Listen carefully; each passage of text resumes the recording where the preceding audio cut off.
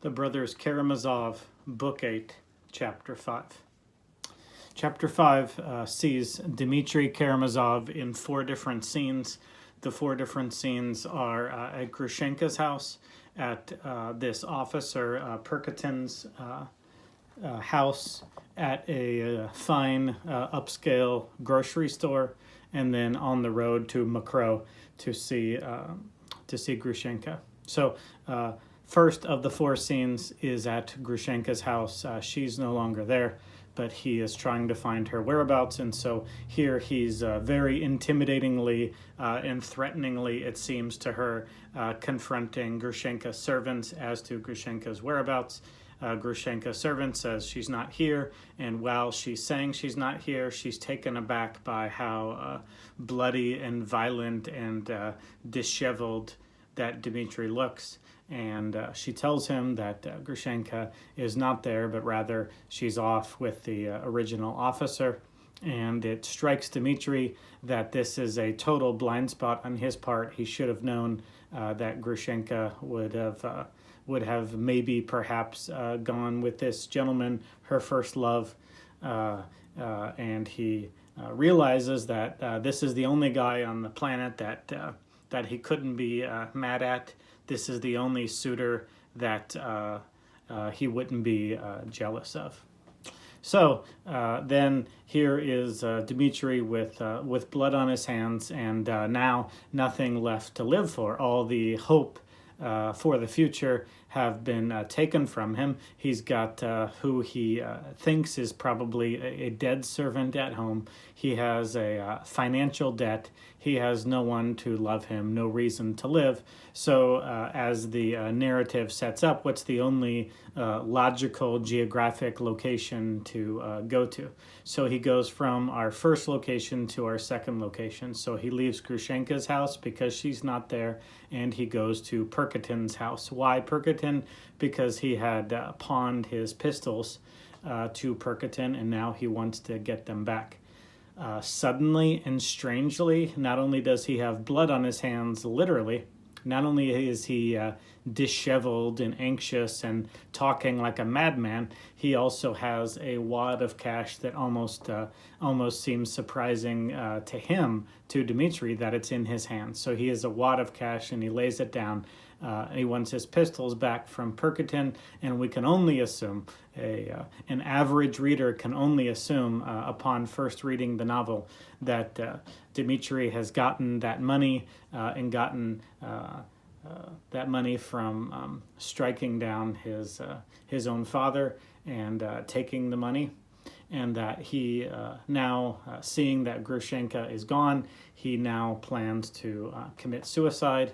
And he then explicitly says that to Perkotin, that he wants to, he looks down the barrel of the gun, he looks at the ammunition, looks at the bullet, and he says that it's going into his brain, so he's interested in what it looks like. He also says that he has to do away with one insect before that insect multiplies and ruins the life of other people. So he implicitly and explicitly talks about suicide, but then at the next moment, like a madman, says that he won't do it and that he loves life, and so forth. So we're not sure. It's a really uneasy feeling that Dimitri gives us. So first he went to Grushenka's house, then he goes to Perkotin's house, who helps him clean up, wash the blood off his face and hands, and supplies him with the pistols. And Perkotin, I guess, has such a low opinion of Dimitri that he doesn't take him overly serious about any ill intent. And in the course of their conversation, the name of a upscale grocery store comes up, and that puts in Dimitri's mind, hey, wait a second, before I kill myself, because all my hope is gone, here's what I'll do. I'll have a great idea. I'll go see Grushenka one last time, and as I do, we will party it up, and thus we will reminisce about the hour before, where she truly loved me. We'll recreate some magic. I'll be able to look on her beautiful figure, her beautiful curves one more time, and then I'll kill myself. And so he spends a surprisingly large amount of money, not just a large amount of money, but an obscene amount of food and drink to take to this place, Makro. And so we see him go from Grushenka's house to Perkotin's house, now to this grocery store where he spends way too much money. And as the chapter ends, we see in the fourth scene that he is going down the road, which is the entire content of the next chapter is him on the way to see Grushenka with her former lover. And so Dimitri sort of exits the scene, and we assume that he's on the road. But then, like so many times happens in life, you do something and it seems okay, but almost immediately after you do it, something starts to bother you, and it bothers you a little bit more a few minutes later, and that seems to be the case with our responsible young man, Perkotin. He sells Dimitri his guns back. He listens to him rant and rave, and he even helps him, somewhat culpably maybe, even helps him wash the blood off his hands. But now, when Perkotin starts to relate this story to some people he's playing cards with, they